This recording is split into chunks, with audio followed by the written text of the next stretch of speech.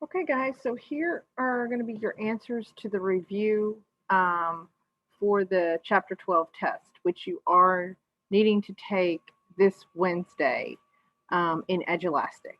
Okay, so let's start off with the first thing. It says if you have 3 moles of HCl are consumed in the reaction below, how many moles of FeCl3 are produced?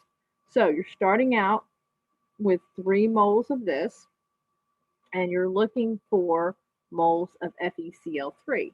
Okay, so you'd start out with 3 moles of HCl over 1, and then now you're going to have what when you do the mole ratio, which comes next, it's don't overdo. So it's what I don't know over what I do know using the balanced equation. So it's going to be 2 iron chlorides over 6 HCl's because we're using the balanced equation to convert from moles of HCl to moles of FeCl3.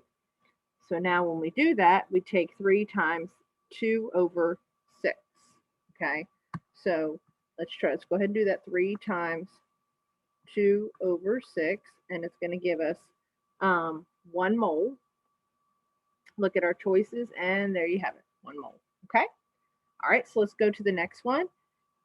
You have your reaction. It says how many grams of water, so water's my X, are produced when you have 240 grams of copper oxide. Okay, so you'll start off your problem out with 240 grams of copper oxide over 1.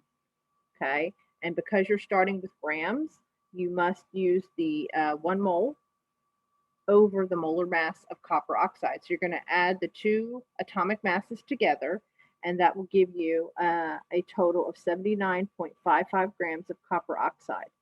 Then the next blank is you're going to do your mole ratio. Remember, don't overdo. So what I don't know over what I do know, okay? And they're both a 1-to-1 ratio, so 1 water over 1 copper oxide. You're using the coefficients in front of the formula in the balanced equation, okay?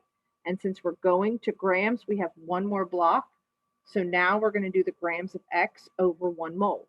So grams of water over 1 mole of water, okay? So now we're going to calculate the molar mass of water. 2 hydrogens plus 1 oxygen is 18.02. So the next step is you multiply everything across the bottom and divide the 2 numbers. And we will end up getting around 54. And I don't know why I had the unit of mole there, but that should have been 54 grams. My mistake.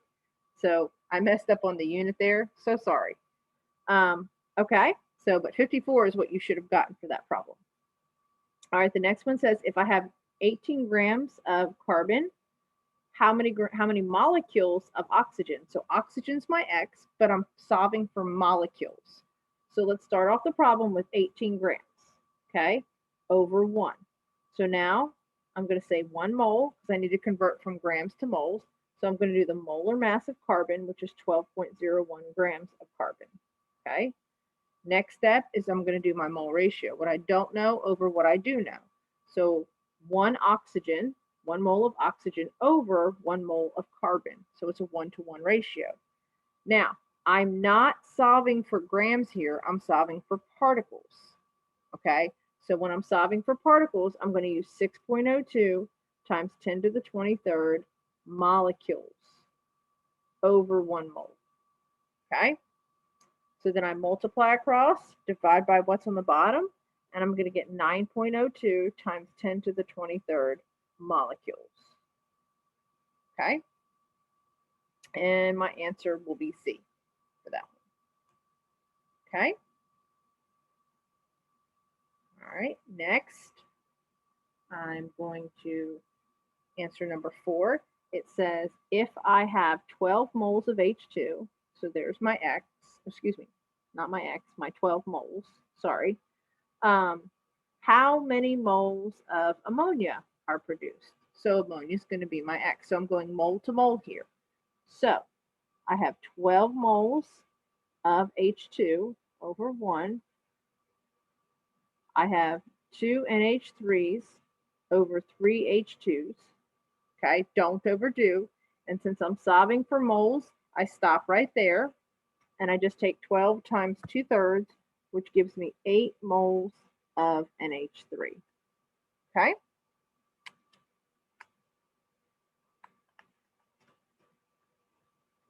All right, moving on to the next one.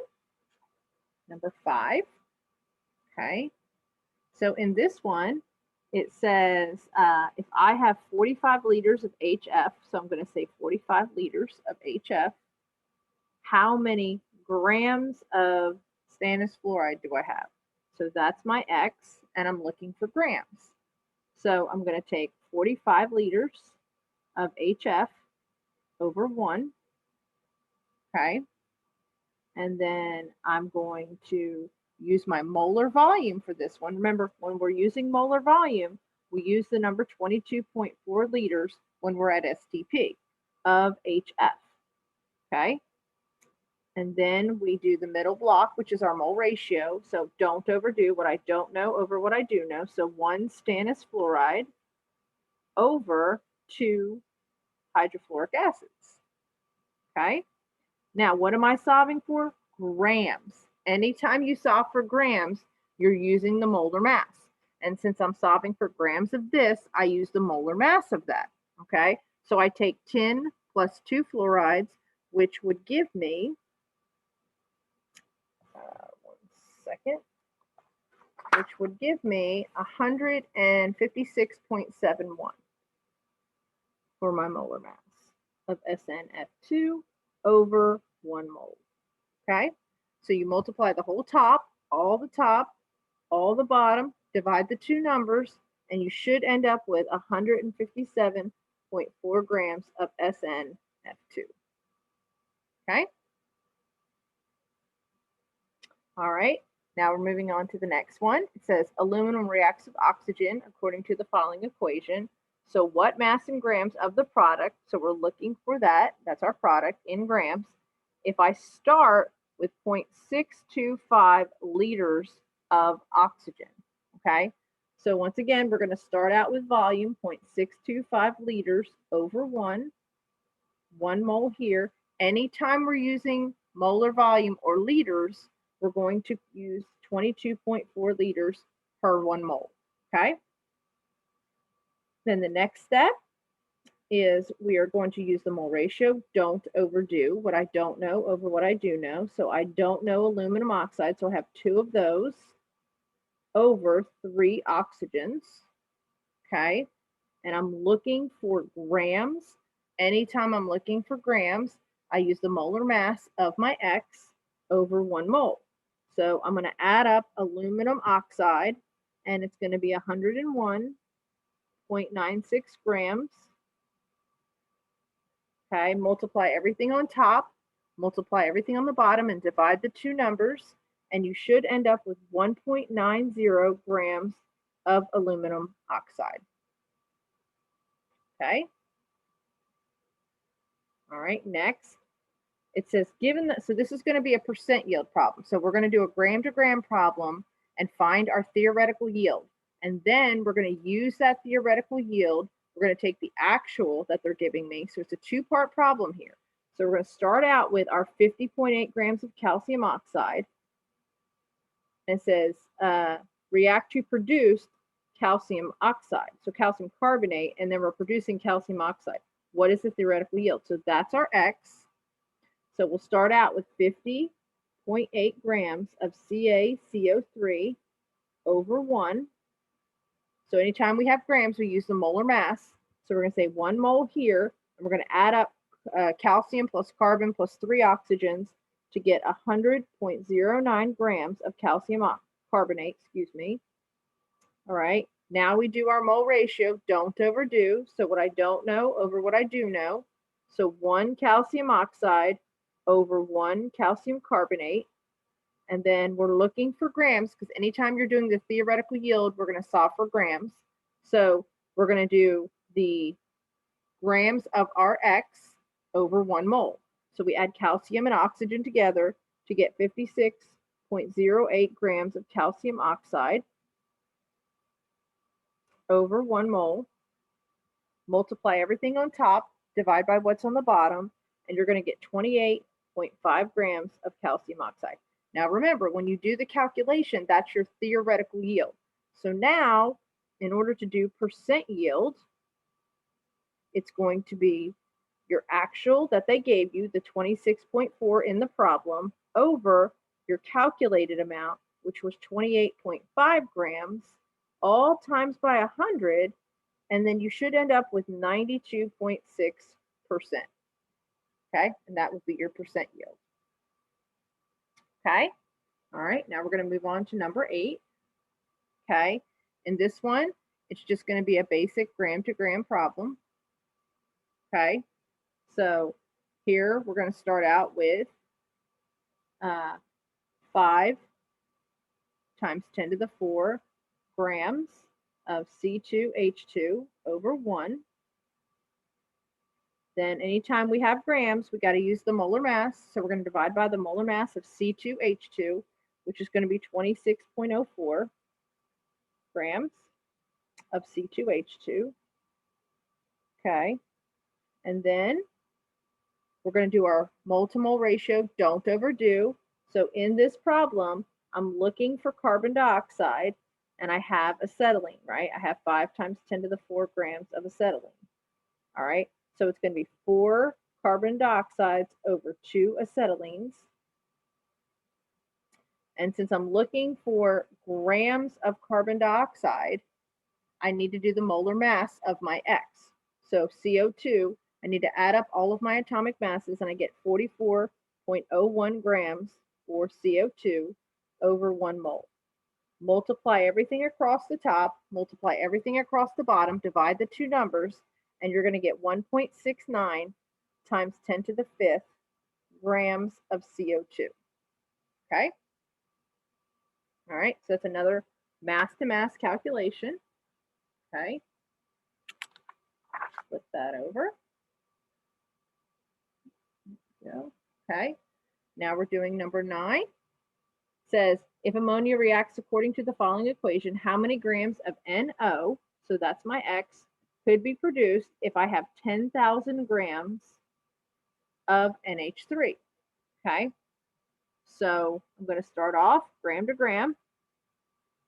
I have 10,000 grams of NH3. Remember, anytime we're using grams, we have to use the molar mass.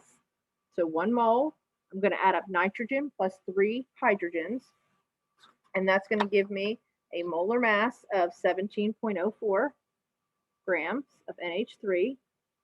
Then I'm going to do my mole ratio, don't overdo what I don't know over what I do know. So 4 moles of NO over 4 moles of NH3. And then the last block, since I'm solving for grams, I need to calculate the molar mass of my X, which is NO, and that's going to be 30.01 grams of NO over 1 mole. And it's going to give me 68.2 grams of NO. Remember, multiplying everything on the top, everything on the bottom, and dividing by the 2. Okay, now I'm not done with this problem because it says if the percent yield is 80%, what is the actual yield? So this one I'm kind of working backwards. It gives me my percent yield of 80%. Remember, the equation for percent yield is actual over theoretical. The actual is what I'm looking for, so I'm going to call that X. The theoretical is what I just calculated, which is the 68.2 grams of NO. And then remember, when you're doing a percentage, you always multiply by 100. So how I would solve this problem is I would bring the 68.2 up, and I would multiply, and then I would divide by 100, giving me the actual yield of 54.6 grams. Okay? All right, a couple more problems, and then we'll be done. Next, we have aluminum reacts with sulfuric acid to produce aluminum sulfate and hydrogen gas.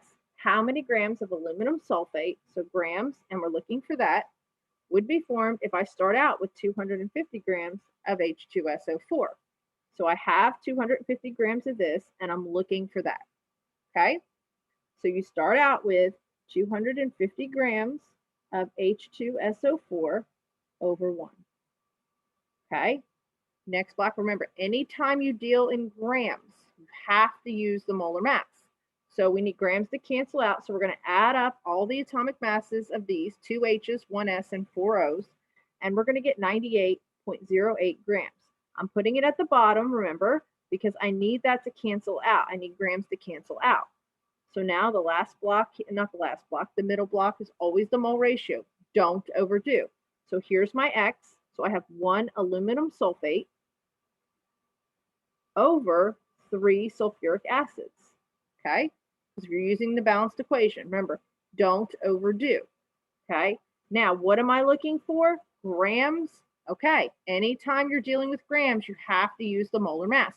But now, since we're finding grams, I'm going to use the molar mass of aluminum sulfate. So I'm going to take 2 aluminums plus 3 sulfurs plus 12 hydrogens. Now, why do I have so many? Remember, anytime you have a number outside the parentheses, you have to distribute that to both elements. So I have 3 sulfurs and 12 oxygens. So when I add all that together, I get 342.14 grams of aluminum sulfate over 1 mole. So remember, you multiply everything on the top, multiply everything on the bottom, divide the 2, and you're going to end up with 290.7 grams of aluminum sulfate. Okay? Now, this essay question I'm not answering for you because I'm giving it to you ahead of time so that you know that you're going to have this on the exam and you need to come up with an experience making or building something where the amount of each ingredient or building block came in fixed ratios. So you could develop your own recipe. You could do a recipe if you're in construction and you like to build things. You could do the dimensions of how you would build something. Now remember, you need to put, if you're going to build something, you need to say, okay, I'm going to use a 2x4 and I'm going to cut it into a 1x2 and I'm going to make this, and you have to use your dimensions.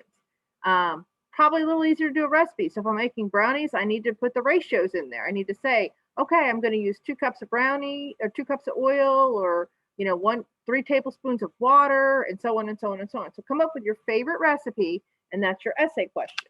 Okay. All right. And the last thing is our matching, right? This should be pretty easy. Okay, there's only a few terms on here. So for our matching, all right, number 1, the calculations of quantities in a chemical reaction. Well, that's the title, which is stoichiometry. The substance that determines the amount of product that can be formed in a reaction, that's going to be limiting reactant or reagent. 13, the maximum amount of product that could be formed from given amounts of reactants. That's going to be E, which is theoretical yield. Number 14, the substance that is present in enough quantity to react with a limiting reagent is going to be D, excess reagent. 15, the amount of product formed when a reaction is carried out in the lab. That's going to be your actual yield. And then 16, the ratio of the actual yield to the theoretical yield expressed as a percent is your percent yield, which is C. Okay? So good luck on the test. I hope you guys do well and have a great day.